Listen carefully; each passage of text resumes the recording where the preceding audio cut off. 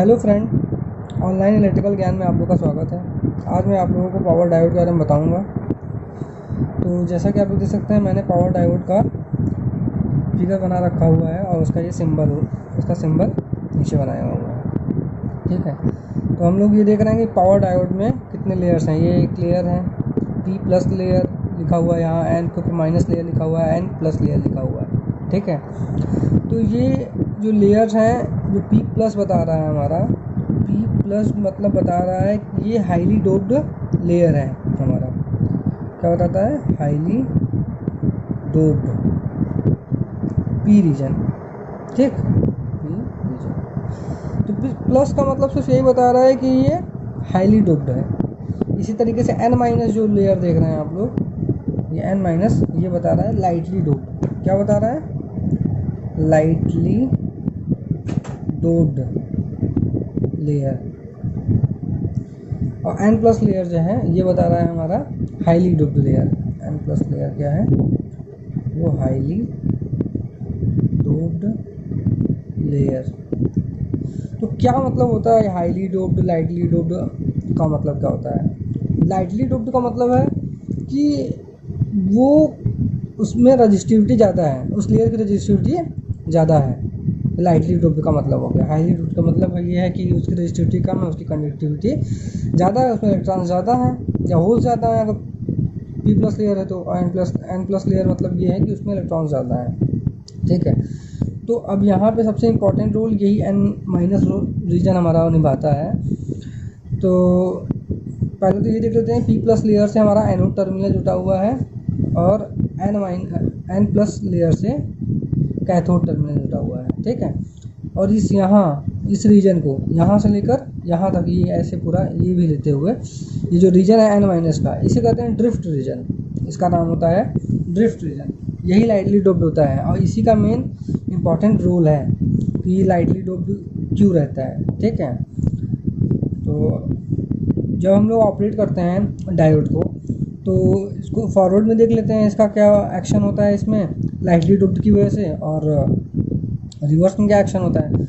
तो अगर हम लोग चाहते हैं कि रिवर्स में हमारा ब्रेकडाउन वोल्टेज ज़्यादा हो, मतलब हम चाहते हैं कि हाई वोल्टेज पे वो ब्रेकडाउन, मतलब जल्दी ब्रेकडाउन ना हो, मतलब ऐसा नहीं कि थोड़ा सा ही रिवर्स वोल्टेज लगा, अप्लाई हुआ और तुरंत वो ब्रेकडाउन हो गया।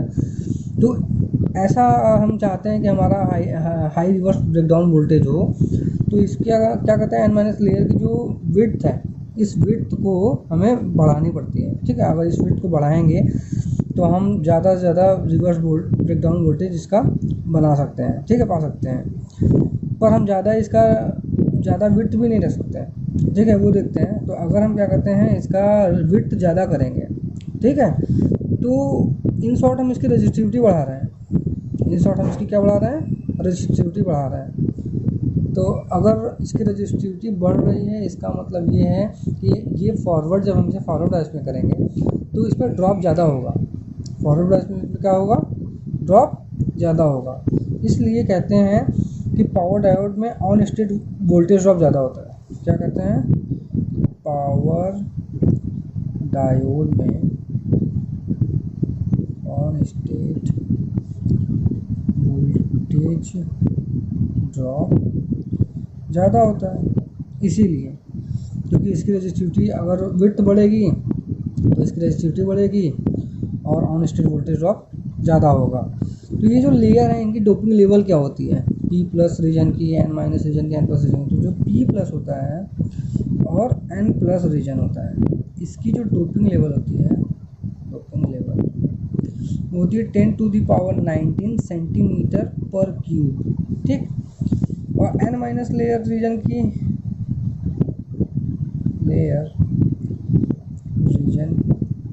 की जो डोपिंग होती है, ठीक, तो ये देखें ना, N- लेयर रीजन की जो डोपिंग होती है वो होती है 10⁻14 सेंटीमीटर पर क्यूब। ये इसकी डोपिंग होती है। ठीक, तो ये देख रहे हैं ना हम, ये रीजन है N+, ये N-। तो ये जो N+ रीजन के ऊपर जो ये N- लेयर है ना, ये इसके ऊपर एपिटेक्सियल लेयर मतलब ग्रो होता है। ठीक है, इसके ऊपर कैसा ग्रो होता है? ये हाईली डोप्ड N+, ये सबस्ट्रेट, इसे कहते हैं सबस्ट्रेट। क्या कहते हैं, सबस्ट्रेट। ठीक है, इसी सबस्ट्रेट के ऊपर जो ये n माइनस लेयर है वो इपीटैक्सियल ग्रो होता है। कैसा ग्रो होता है, इपीटैक्सियल ग्रो, एपिटैक्सियल ग्रो होता है, एपिटैक्सियल ग्रो होता है माइनस लेयर। ठीक है, तो अब ये एपिटैक्सियल क्या होता है, तो एपिटैक्सियल ग्रो होता है एन माइनस लेयर। ठीक, तो ये जो एपिटैक्सियल टर्म है ये एक लैटिन वर्ड से बना हुआ है, लैटिन वर्ड से बना हुआ है। ये ईपी और टैक्सिस से बना हुआ है, ईपी से बना हुआ है और टैक्सिस से बना हुआ है। ईपी का मतलब होता है अपॉन, किसी के ऊपर, और टैक्सिस का मतलब होता है अरेंजमेंट। ठीक, तो इसीलिए कहते हैं कि ये एपिटैक्सियल ग्रो करता है एन माइनस लेयर, जो हमारा एन माइनस लेयर है वो इसके ऊपर कैसा ग्रो करता है, एपिटैक्सियल ग्रो करता है। ठीक है, तो जैसा कि हम लोग विड्थ बढ़ाएंगे अगर, तो हमें रिवर्स में ब्रेकडाउन वोल्टेज ज़्यादा मिल जाएगा, ये हमने पढ़ लिया। फॉरवर्ड में हम लोग ज़्यादा, अगर हम ज़्यादा बढ़ा दिए हैं तो वही फॉरवर्ड में ओमिक ड्रॉप ज़्यादा होता है, जिसकी वजह से हम, इसलिए पावर डायोड का ऑन स्टेट वोल्टेज ड्रॉप ज़्यादा होता है।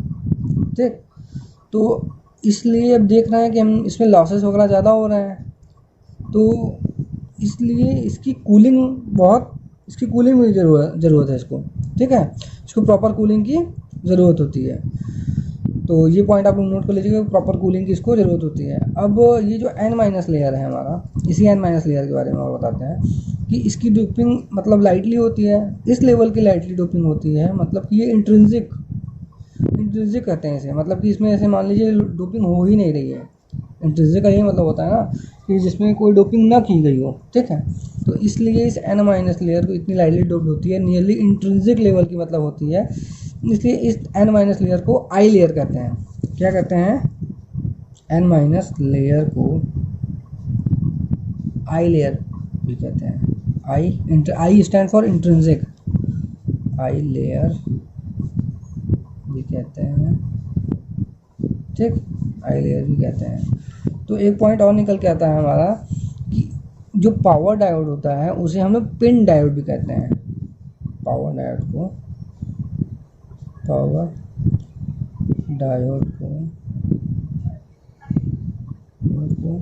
कैपिटल पी, स्मॉल आई और कैपिटल एन। ये आई किसके लिए है, आई फॉर इंट्रिंसिक के लिए, आई स्टैंड फॉर, लिख दे रहा हूँ मैं, इंट्रिंसिक। ठीक, इस पावर डायोड को पिन डायोड भी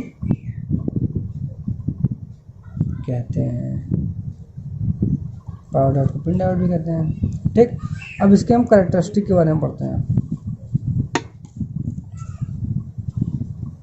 कैरेक्टरिस्टिक्स,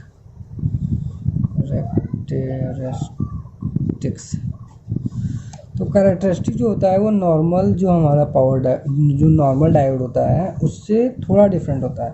ठीक है, जो नॉर्मल होता है, पहले मैं उसका यहाँ फिगर बना दे रहा हूँ कि ये मेरा नॉर्मल अगर डायोड है का जो हम लोग कैरेक्टरिस्टिक खींचते हैं, ये फॉरवर्ड करंट यहाँ पे हो गई, ये वोल्टेज हो गया।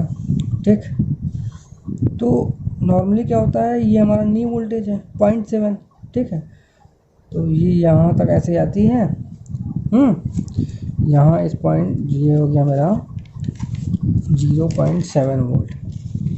ठीक है, 0.7 वोल्ट। ठीक है, सिलिकॉन के लिए हम मानते चलते हैं, तो वो यहाँ से ऐसे जाके ऐसे इंक्रीज़ करता है ना, और ये देखिए थोड़ा सा कर्वेचर बना रहे हैं हम। ठीक है, ऐसे करके रहता है, और यहाँ पर ऐसे हमारा ये ऐसे आते हुए रिवर्स बायस में, जहाँ पे इस वोल्टेज पे, ये रिवर्स ब्रेकडाउन वोल्टेज पे VBR पे क्या होता है, ये ब्रेक हो जाता है रिवर्स में। ठीक, तो ये नॉर्मल होता है हमारा। तो ये देखते हैं हम लोग, ये एक्सपोनेंशियली ग्रो करता है फॉरवर्ड डायरेक्शन में। हमारा जो करंट होता है वो कैसा इंक्रीज़ किया, एक्सपोनेंशियली। ठीक है, लेकिन यही हमारा जो पावर डायोड होता है, जो हमारा पावर डायोड होता है, पावर डायोड का ये रहा, वो क्या होगा कि ये है ना, ऐसे बना रहे हैं हम तो वोल्टेज यहाँ पे फॉरवर्ड करंट, ठीक है। तो अब ये क्या होता है कि ये 1 वोल्ट पे कितने पावर डायोड है, तो ये 1 वोल्ट पे ये हमारा ऐसे गया, और ये यही जो एक्सपोनेंशियली ग्रो हो रहा था ये वाला, ये एकदम लीनियरली ग्रो करता है फॉरवर्ड करंट ओमिक ड्रॉप की वजह से, ठीक है, एकदम लीनियरली। हमें पता है कि ओमिक ड्रॉप हो रहा है अभी, ठीक है, तो लीनियरली वहाँ पे ग्रो करता है। और ये हमारा रिवर्स करंट बहुत ज़्यादा होता है, ठीक है। ये जो हल्का सा गैप देख रहे हैं जो मैं ले रहा हूँ, ये थोड़ा सा एक्सपीरियंस यहाँ होना चाहिए था, यही है लीकेज करंट, ठीक है। अब ये यहाँ पर एक वोल्टेज है VRRM रिवर्स पे, इसे ये कहते हैं specific peak reverse repetitive voltage, VRRM।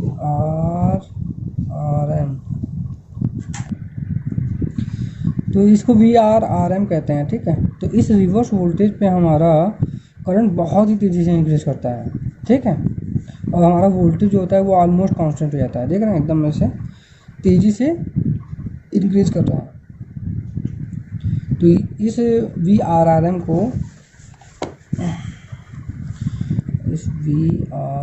को क्या कहते हैं, स्पेसिफिक पीक रिवर्स वोल्टेज कहते हैं, ठीक, VRRM। और हम लोगों ने अभी देखा, तो हम लोगों ने देखा कि रिवर्स में पावर डायोड का ऑपरेशन हम लोग नहीं करते हैं। किस लिए नहीं करते हैं, क्योंकि वहाँ पावर लॉस बहुत ज़्यादा होता है, इसलिए उसका रिवर्स में ऑपरेशन नहीं करते हैं।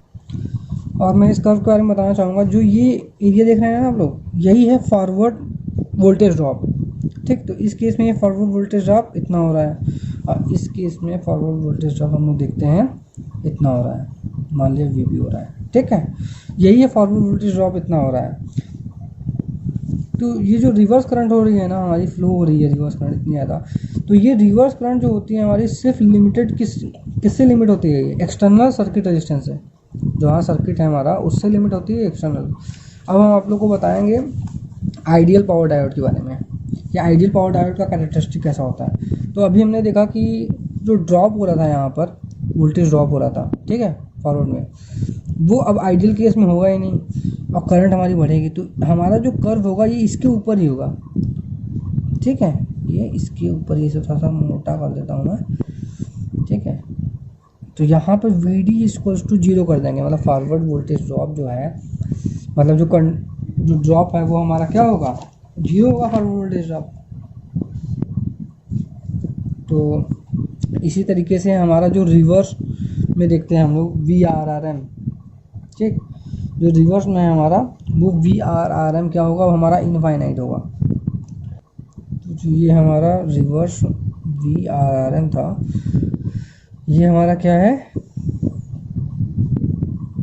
VRRM जो है वो इनफाइनाइट। इसका क्या मतलब हुआ, मतलब कि रिवर्स में ये ब्रेक डाउन होगा ही नहीं, मतलब रिवर्स में चाहे जितना वोल्टेज बढ़ा दे ब्रेक डाउन होगा ही नहीं, ठीक है। यही हमारा आइडियल पावर डायोड का कैरेक्टरिस्टिक है, आइडियल पावर डायोड का। इसका कुछ पॉइंट है कि voltage drop across conducting diode, first point,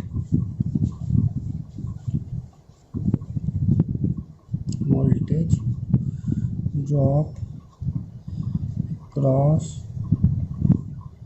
conducting diode VD = 0। Second point क्या है, रिवर्स लीकेज करंट = 0।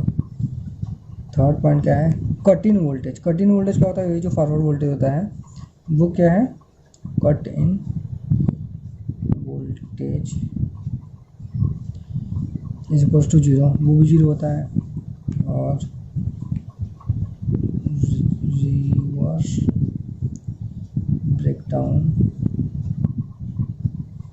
वोल्टेज जो होता है VRRM इनफाइनाइट होता है।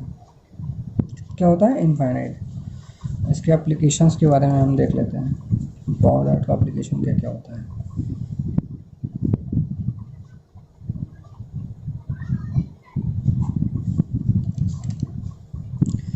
फर्स्ट है रेक्टिफिकेशन में,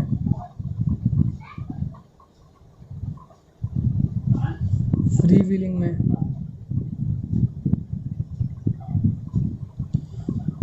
AC टू DC कन्वर्टर में, और reverse DC to AC converter में भी, एनर्जी फीडबैक में,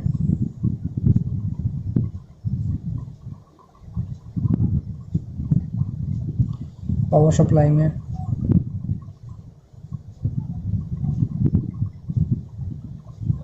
ठीक, ये इसके कुछ एप्लीकेशंस हैं। तो इस तरह की वीडियोस देखने के लिए आप मेरा चैनल सब्सक्राइब करें ऑनलाइन इलेक्ट्रिकल ज्ञान, और लाइक करें, सब्सक्राइब करें, शेयर करें।